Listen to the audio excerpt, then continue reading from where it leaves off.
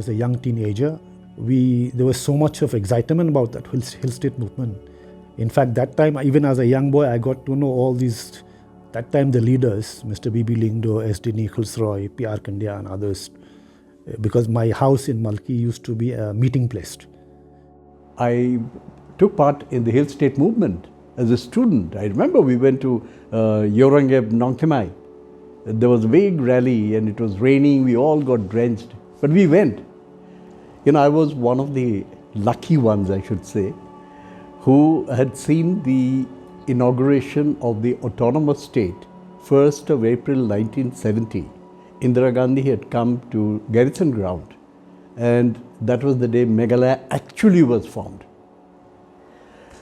In 1972, 21st of January, Indira Gandhi had come again, and that was a bigger rally, much bigger rally at Polo Ground. I am fortunate that I attended both.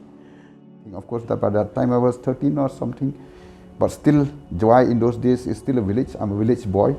So for the inauguration of the statehood, my father took me to Shillong.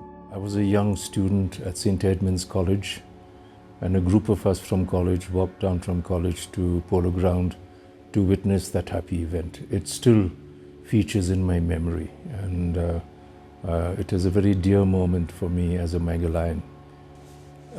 It captured a lot of excitement on that day because the statehood was the culmination of 20 years of hard-won and very constitutional movement.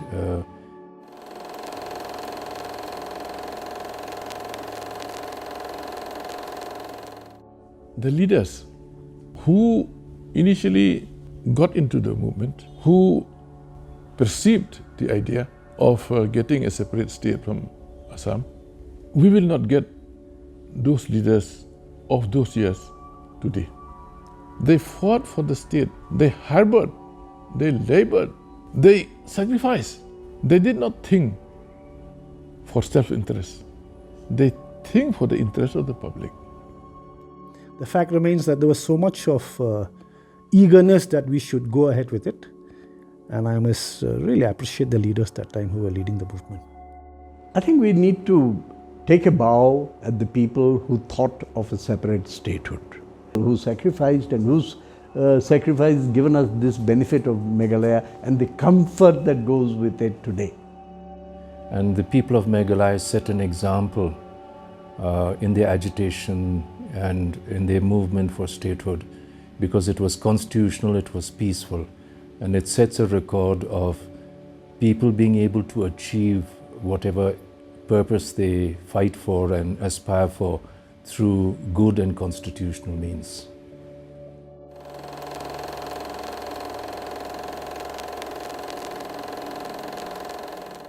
Well, if you compare with the state 50 years ago, I think we have progressed well in every field.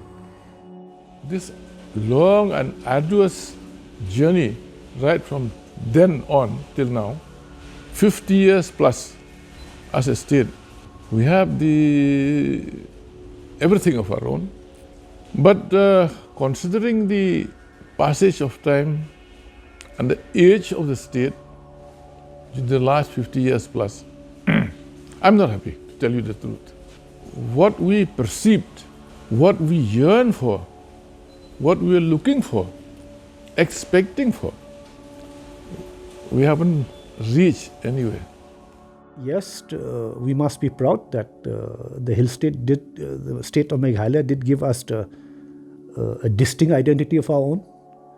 Let's say also opportunities have grown by leaps and bounds in these 50 years. In 50 years, have we progressed? Yes, I think we have progressed in some respect. Why not? Have we been able to utilize all those opportunities? That is where the big question is. I don't think we have been able to do that. If you ask me 50 years of journey of Meghalaya, what it has been like, it's a roller coaster. It's a mixed bag. I can tell you, when we look back at the 50 years of Meghalaya, I feel that the tribes have got a sense of confidence today. But I think more than that, I think what gives me a lot of satisfaction is that The tribes have got an identity. The last 50 years, enormous changes. Never ever imagined this kind of changes would occur. We have seen that there are a few areas where we have done exceedingly well.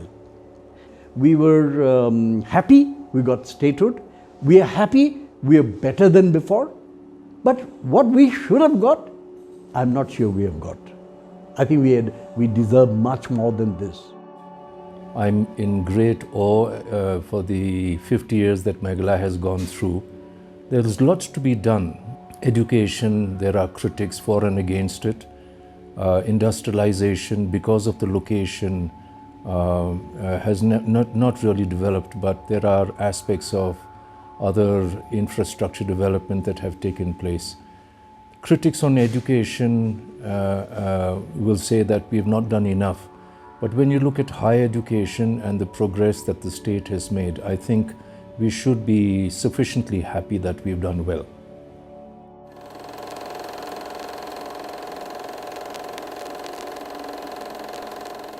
After 1972, with the split of Captain Sangma from the HLC and the Congress was formed here in the state, till date, no party ever get an absolute majority. So this is a history of the electorate. And the thing I'm seeing now is that people don't believe in party. They believe in individual. And that is the reason. But the way I see this political situation here, it is still seems to be difficult. So we had a number of too many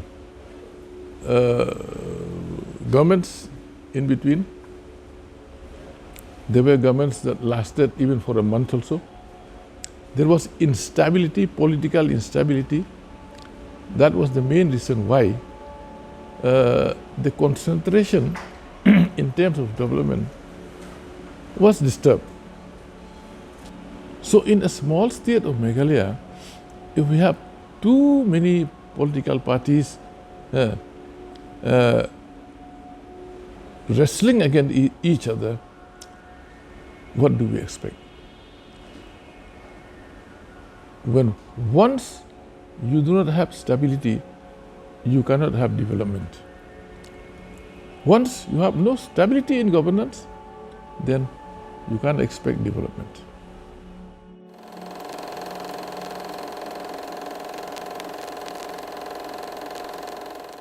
Yes, I think there's plenty of areas we have to do. If you take an education, somehow we have to change the system, because I still do believe that we have an education which is right from 1813.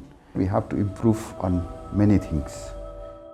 So definitely I look forward to people enjoying and seeing the statehood, the new statehood especially in 2003, a better state of our own, manned by the right people, so that we get the expected result. This is how I look at it. I think in my view, Meghalaya can be a model state. So I would like that people should be educated enough to take up the challenges of the 21st century and beyond. Next 50 years will decide which way the people will go. And it is up to the people.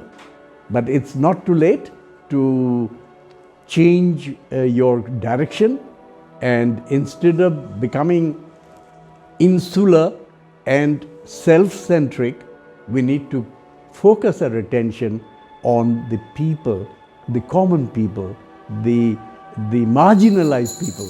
We need to look after them. Only then we will say that we have, fulfilled what we had aspired when we said, no hill state, no rest. We have to know where India is moving. We have to know where the world is moving. Okay, there are challenges today, especially with this COVID and coronavirus is coming in. There are challenges, but that is, the whole world is facing the challenge. But we have to realize that. We have to change our mindset. Be prepared, I said about mindset, but the most important thing is be prepared to change. There are a lot of issues with development, and if we continue in development, we have to be very careful that development does not impinge on life and security and well-being of people. Tourism picked up tremendously prior to the COVID experience, and that also is a potential that could be very, very well managed in the years to come once the COVID recedes. I guess with leadership and right policies and initiatives, we could see things advancing in Meghalaya to the satisfaction of many.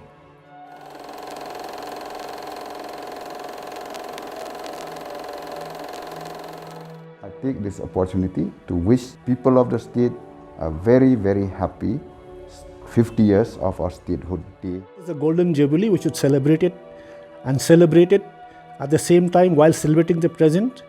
While we talk, remember, but don't forget the past, build up on the past, and at the same time think about the future, because the future is going to be very challenging for all of us. And I want to wish the people of Meghalaya all the achievements they can, which have eluded them so far, they will achieve during the next 50 years. Be confident that things will take place and steer a course alongside those in leadership and give them full support. Be confident, and I'm sure God's blessings will be on our state for the welfare of many.